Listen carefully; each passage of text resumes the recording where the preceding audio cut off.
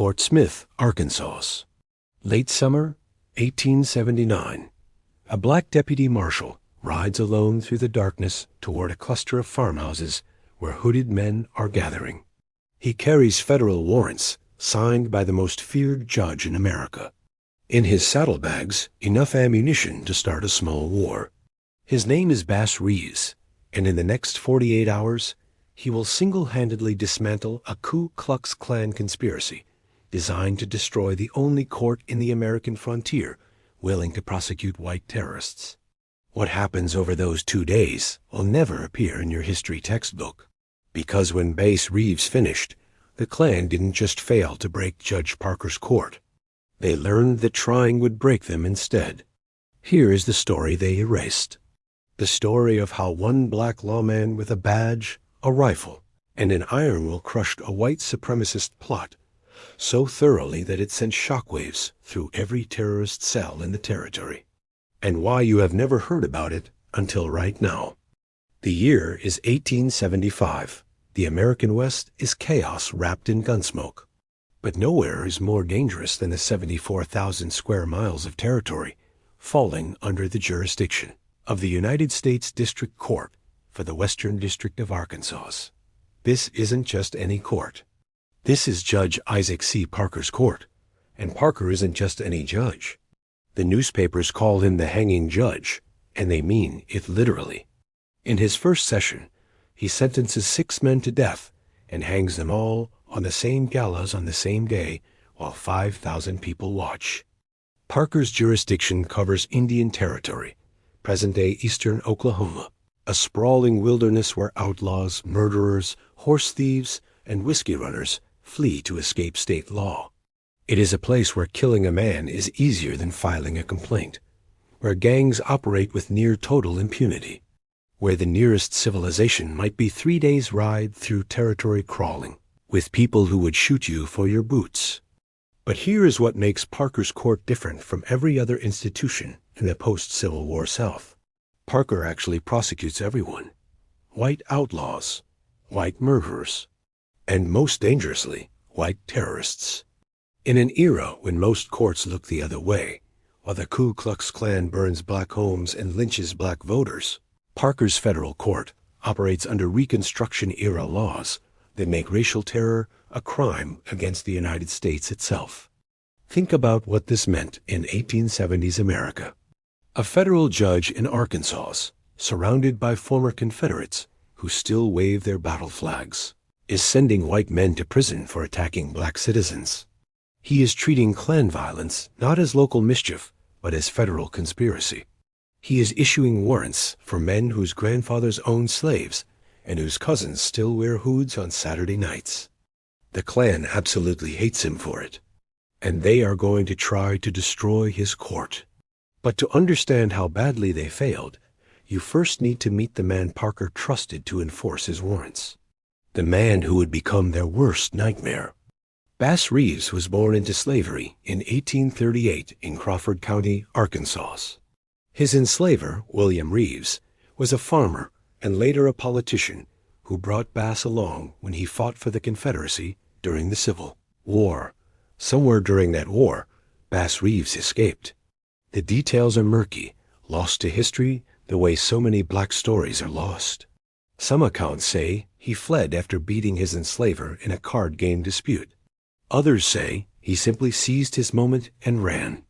What we know for certain is that he made it to Indian Territory, where he lived among the Cherokee, Creek, and Seminole nations for years. He learned their languages. He learned their land. He learned to track men through wilderness that would swallow most pursuers whole. He grew into a giant of a man, standing over 6 feet 2 inches tall, with hands that could bend horseshoes and eyes that could read a trail through underbrush in the dark. By the time slavery ended and Reeves emerged from the territory, he was something new, something the American West had never seen before. When Judge Parker arrived in Fort Smith in 1875 and started building his team of deputy marshals, he needed men who could survive Indian Territory, men who could track outlaws for weeks through hostile terrain, men who could face down armed killers and bring them back alive for trial. He hired 200 deputies over his career. More than 50 of them died in the line of duty. It was the most dangerous law enforcement job in America. And Parker's most effective deputy, the one who would arrest more than 3,000 felons over 32 years without ever being seriously wounded, was a black man who could not read or write. Bass Reeves had his warrants read to him before each mission. He memorized every name, every charge, every detail. Then he rode into territory where carrying a federal badge meant half the population wanted you dead, and he brought back prisoners that other deputies could not even find. By 1879, Reeves had already become legendary. He used disguises that would make a theater actor jealous. He posed as drifters, farmers, outlaws, even preachers to get close to his targets. Once he dressed as a tramp and walked 28 miles to reach a cabin where two brothers wanted for murder were hiding. He convinced their mother he was a harmless vagrant looking for food and shelter. By morning, he had both brothers in irons and was marching them to Fort Smith. The story spread through the territory like wildfire. Outlaws started surrendering when they heard Bass Reeves was on their trail because they knew running was pointless. But here is what the history books leave out. Reeves was not just hunting horse thieves and whiskey runners. He was actively tracking and arresting members of white supremacist organizations operating in and around Indian Territory. Men who wore hoods, men who burned crosses, men who believed that a black deputy had no right to touch a white man, let alone arrest one. Every time Bass Reeves shackled a white terrorist and dragged him to Parker's court, he was shattering the fundamental assumption that white supremacy depended on. The assumption that black people would always be powerless before white violence. And that made him the Klan's most wanted target. They tried to ambush him multiple times. They put bounties on his head. They spread rumors that he was a murderer, a savage, a monster who killed white men for sport. None of it worked. Reeves kept riding. He kept arresting. He kept delivering prisoners to a judge who would actually put them on trial. The combination of Parker's legal authority and Reeves's enforcement capability was becoming an existential threat to organized white terror in the region. So the Klan decided to go after the source. If they could not stop Reeves in the field, they would break the court itself. The conspiracy began in the summer of 1879. Klan leaders and their sympathizers identified a strategy that had worked in other Southern courts. They would attack the trial process from the inside. Witnesses would be threatened into silence or disappearance. Jurors would receive nighttime visits from hooded riders, warning them what would happen to their families if they convicted white defendants. Court officers would find anonymous notes promising violence if certain cases proceeded. The goal was not to win in court. The goal was to make court impossible. Have you ever wondered why so few Klan members faced justice during Reconstruction? This is why. They weaponized fear against the entire legal system. Witnesses who agreed to testify would change their minds after finding burned crosses in their yards. Jurors would claim illness rather than serve on cases involving Klan defendants. Even prosecutors sometimes backed down after receiving threats against their children. The court system, which depends on civilian participation to function, could be paralyzed by terror. In Fort Smith, the conspirators believed they had identified Parker's weakness. His court depended on witnesses willing to travel long distances through dangerous territory to testify. It depended on jurors drawn from local populations that included Klan sympathizers. And it depended on maintaining an atmosphere of legitimacy and order that terror attacks could destroy. They started with the witnesses. In late summer 1879, key witnesses scheduled to testify in upcoming federal cases began receiving visitors. Hooded men appeared at homesteads after dark. They did not need to make explicit threats. Their presence alone communicated everything. A black farmer who had agreed to testify about a racial assault found a noose hanging from his porch beam. A white shopkeeper who had witnessed Klan members planning an attack received a note warning that his store would burn if he appeared in court. Within weeks, 3 critical witnesses had fled the territory entirely. 2 more sent word to federal prosecutors that they could no longer testify due to health concerns. The juror intimidation was even more systematic. Names of potential jurors were obtained through sympathizers with access to court records. Each one received communication making clear that their service on cases involving certain defendants would have consequences. Some jurors reported armed men watching their homes. Others found their livestock killed, their crops damaged, their family members followed through town. The message was unmistakable.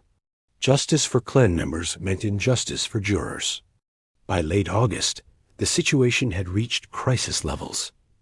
Scheduled trials were being postponed for lack of witnesses. The jury pool had been contaminated by fear. Federal prosecutors in Fort Smith were receiving reports of conspiracies so organized they appeared to have coordinating leadership.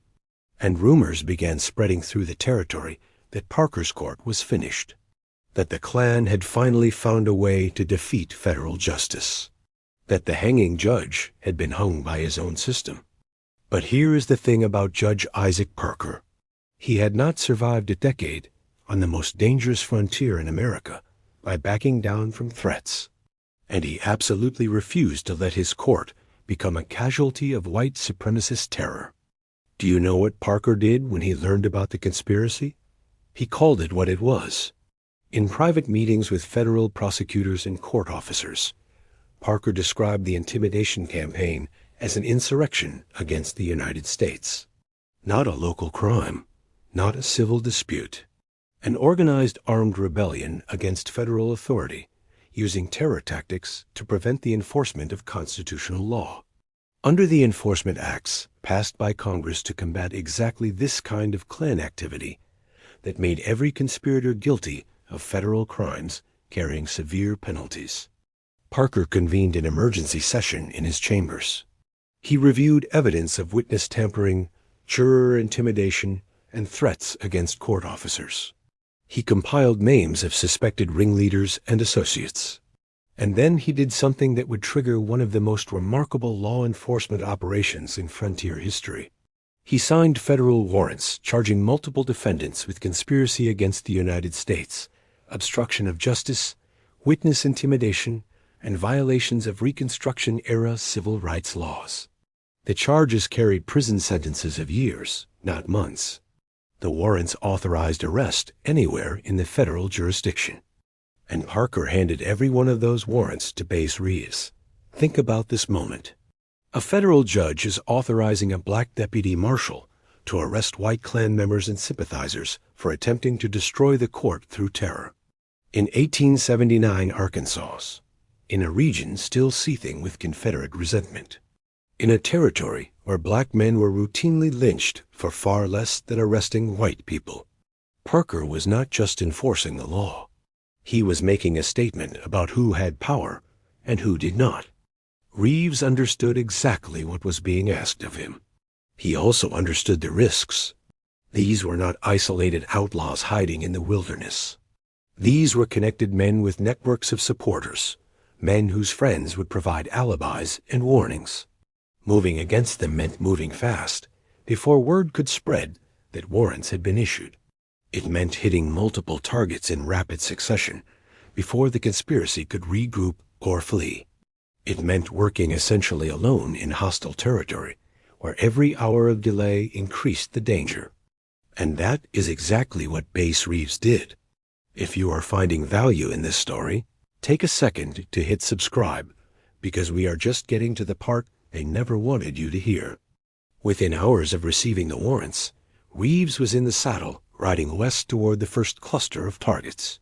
He carried his Winchester rifle, 2 Colt revolvers worn butts forward for cross-draw, ammunition, provisions for several days, and the memorized details of every man he was authorized to arrest. He also carried something that no amount of weapons could provide, the absolute certainty that he was going to succeed. The first arrest happened before midnight. Reeves approached a farmhouse where one of the suspected conspiracy messengers lived. Rather than announce himself and risk a firefight, he used a technique that had served him well for years. He waited in the darkness, watching the house until he understood its rhythms. He noted when lamps were extinguished. He observed whether dogs were present. He calculated approaches and exits. Then he moved. The door splintered inward. Before the occupant could reach for a weapon, he was staring at the barrel of a Colt revolver held by a 6'2" black man with a federal badge. The arrest was completed in seconds. Irons were applied. The prisoner was secured to his own porch, while Reeves conducted a search that produced correspondence confirming the intimidation network. This is what made Reeves so devastating to criminal organizations. He was not just physically imposing. He was tactically brilliant. Every arrest was planned and executed with military precision. He gave opponents no time to react, no opportunity to resist, no chance to alert others. By the time one target realized what had happened, Reeves was already moving toward the next. The second arrest came at dawn. A known Klan associate was pulled from his bed as the first light broke over the Arkansas hills. His wife screamed. His children cried. None of it mattered. Reeves had federal authority, and he was using it. The man was bound, placed on horseback, enjoying the growing string of prisoners being marched toward Fort Smith. Throughout that first day, Reeves moved through the territory like a storm that struck without warning. He used local contacts, native informants, and his own encyclopedic knowledge of the region to track down targets who thought they were safely hidden. He employed disguises when necessary, approaching one suspect dressed as a settler seeking directions and effecting the arrest before the man even realized who he was talking to. By sunset of the first day, Reeves had arrested 4 men directly connected to the court intimidation conspiracy. Each arrest produced more information. Letters naming other participants, locations of additional suspects, details about how the network communicated and who gave the orders. The conspiracy that had seemed so fearsome, so organized, so unstoppable, was unraveling in real time. Night fell, but Reeves did not stop. This is the detail that historians consistently underestimate about Bass Reeves. His endurance was almost superhuman. He could ride for days with minimal sleep. He could function effectively in conditions that would incapacitate lesser men. And he understood that momentum in operations like this was everything. Every hour he rested was an hour for warnings to spread. So he kept moving. The night raids were the most dangerous phase. Approaching armed locations in darkness, making entry against potentially awakened and prepared defenders, controlling multiple prisoners while maintaining security. Any mistake could be fatal. Reeves made no mistakes. At one location, he surprised a group of 4 men meeting to discuss the court situation. They had guns within reach. They had numbers on their side. What they did not have was time. Reeves came through the door with both revolvers drawn and ordered everyone flat on the ground before anyone could process what was happening. Within 5 minutes, all 4 were in irons and being marched outside. By the morning of the second day, word was finally spreading through the territory that something catastrophic was happening to the conspiracy. But by then, it was too late. Reeves had already arrested the key ringleaders, the messengers who carried threats to witnesses, the men who had organized the juror intimidation, the lieutenants who coordinated the terror campaign. One by one, they were being pulled from their hiding places and dragged toward federal justice. The final arrests happened on the second evening. Reeves had been in the saddle for nearly 40 hours, with only brief stops to rest his horses. He had covered dozens of miles of rough terrain. He had made arrests at 8 separate locations. He had engaged in 3 confrontations where suspects attempted to resist. In every case, he prevailed without killing anyone, because bringing prisoners back alive for trial was always the goal. As the sun set on the second day, Bass Reeves rode into Fort Smith with a chain of shackled prisoners stretching behind him. The sight stopped people in the streets. White men in irons, their faces pale with shock and fear, being escorted by a black deputy marshal, who looked like he had ridden straight out of legend. The prisoners were men who had believed that their hoods and their terror made them invincible. Now they were shuffling toward the federal courthouse, learning a different lesson entirely. The courthouse processed the prisoners through the night. Federal prosecutors worked with Reeves to document charges, catalog evidence, and prepare for arraignment. Judge Parker himself was present, watching the fruits of his warrants being delivered by his most effective deputy. For Parker, this was not just law enforcement. This was a demonstration of what federal power could accomplish when it was applied without hesitation or apology. The arraignment happened the next morning before a packed courtroom. Word had spread through Fort Smith and the surrounding territory that something unprecedented was taking place. Spectators filled every seat and lined the walls. Outside, crowds gathered to catch glimpses of the prisoners being moved between the jail and the courthouse. Everyone wanted to see the men who had tried to break Parker's court. Everyone wanted to see what happened to them now. Parker presided with his characteristic severity. The charges were read aloud, each one a hammer blow against the defendants. Conspiracy against the United States, obstruction of justice, witness intimidation in violation of federal law, violations of the enforcement acts designed to combat exactly this kind of organized terror. The defendants, who had whispered threats and worn hoods and imagined themselves beyond accountability, now stood exposed under the full weight of federal prosecution. And here is the detail that the newspapers of the era noted with barely concealed amazement. The key testimony against the conspirators came from Bass Reeves himself. A black man took the witness stand in an Arkansas courtroom and provided evidence that would send white terrorists to federal prison. He described the arrests in careful detail. He produced the correspondence seized during searches. He connected defendants to specific acts of intimidation and conspiracy. The defense attorneys tried everything. They challenged Reeves's credibility. They questioned whether a black man could accurately identify white defendants.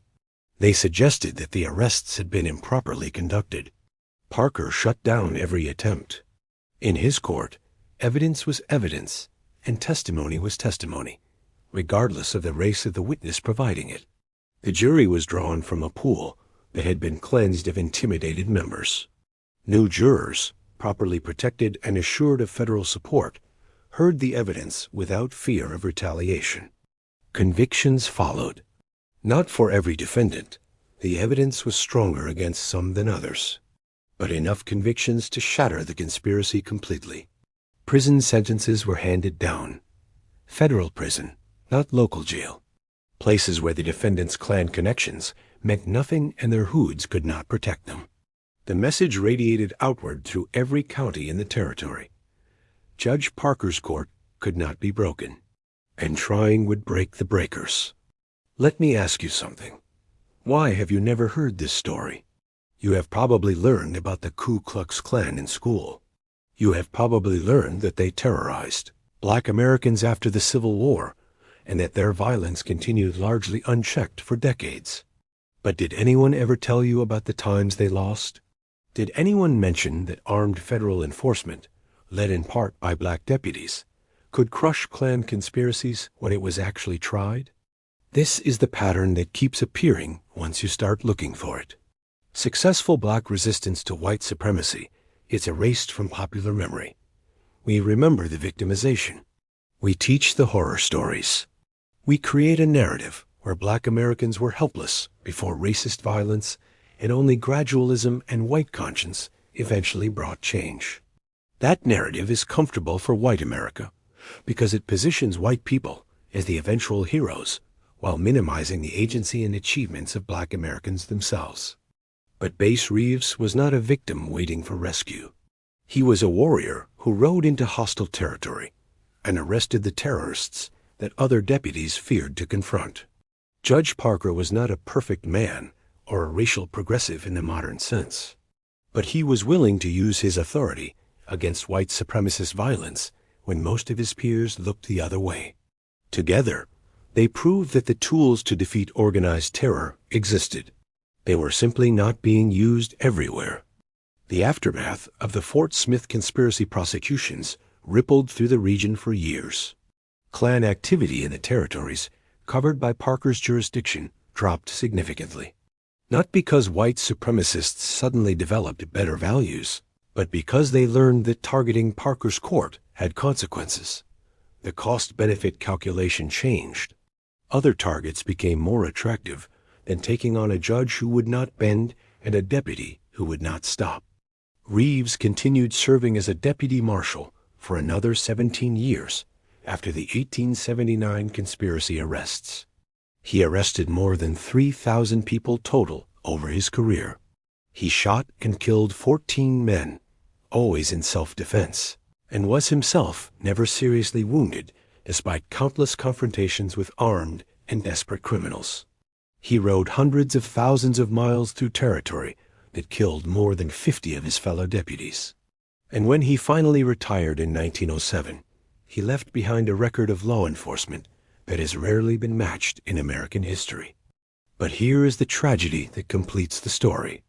Despite everything Bass Reeves accomplished, despite being arguably the greatest lawman in the history of the American West, he died in 1910 in near obscurity. No monuments were built. No books were written. No films were made. For nearly a century, Bass Reeves was forgotten, while white lawmen with far less impressive records became legendary heroes. Wyatt Earp participated in one famous gunfight and rode a wave of self-promotion and Hollywood myth-making to eternal fame. Bass Reeves arrested more criminals than Earp could have counted, faced down more dangerous situations than Earp ever encountered, and did it all while being black in a time and place that made his every action an act of courage simply because he refused to be less than what he was. The forgetting was not accidental. After Reconstruction ended and white supremacy was fully restored across the South, stories of black achievement became inconvenient. They challenged the narrative of natural white superiority that Jim Crow required. They suggested that black Americans given authority and resources could outperform their white counterparts. They proved that racial hierarchy was artificial and maintained only through active suppression. So Bass Reeves was written out of history. His name appeared in court records and newspaper archives, but nowhere in the popular memory that shapes how Americans understand their past. Generations of children learned about frontier lawmen without ever hearing about the black deputy who outdid them all. The stories of Klan defeat were replaced by stories of Klan invincibility. The lessons of what federal power could accomplish against racial terror were buried under narratives of inevitable white victory. Think about what might have been different if the story of Bass Reeves and Judge Parker had been taught in schools. If every American child learned that organized black resistance, backed by federal authority, had crushed Klan conspiracies in the 1870s. If the success of Reconstruction era civil rights enforcement had been celebrated rather than erased. Would the Klan have come back so strongly in 1915? Would Jim Crow have seemed so natural and permanent? Would generations of black Americans have grown up believing resistance was futile when they could have learned that resistance had worked before? We will never know, but we can know this now. The history they hid is still history. It still happened. Bass Reeves still rode through that darkness with federal warrants blazing. Those conspirators still found themselves in irons being dragged before a judge who refused to bow to terror. The Klan still failed to break Parker's court, and that failure still means that victory was possible, is still possible, has always been possible whenever the will existed to pursue it. So the next time someone tells you that the Klan was unstoppable, that black Americans were passive victims, that change only comes through patient acceptance and gradual white conscience. Remember Fort Smith, Arkansas, in 1879. Remember 48 hours of relentless pursuit through hostile territory. Remember a black man with a badge and a rifle systematically dismantling a terror network that thought itself invincible. Remember Bass Reeves kicking down doors and arresting terrorists. Remember Judge Parker refusing to let his court be broken by hooded cowards. Remember the shackled prisoners being marched through the streets of Fort Smith while crowds watched in amazement. Remember that it happened. It worked, and no amount of deliberate forgetting can change that truth. The Klan tried to break Parker's court. Bass Reeves made an example of them in 48 hours. And that is the history they never wanted you to know. If this story opened your eyes to something you had never heard before, subscribe, because we are just getting started telling the stories that got erased. Because knowing this history means understanding that black freedom has never been given. It has been won, fought for, and defended by people whose names deserve to echo through centuries. Bass Reeves was one of those people. And now, finally, you know his story.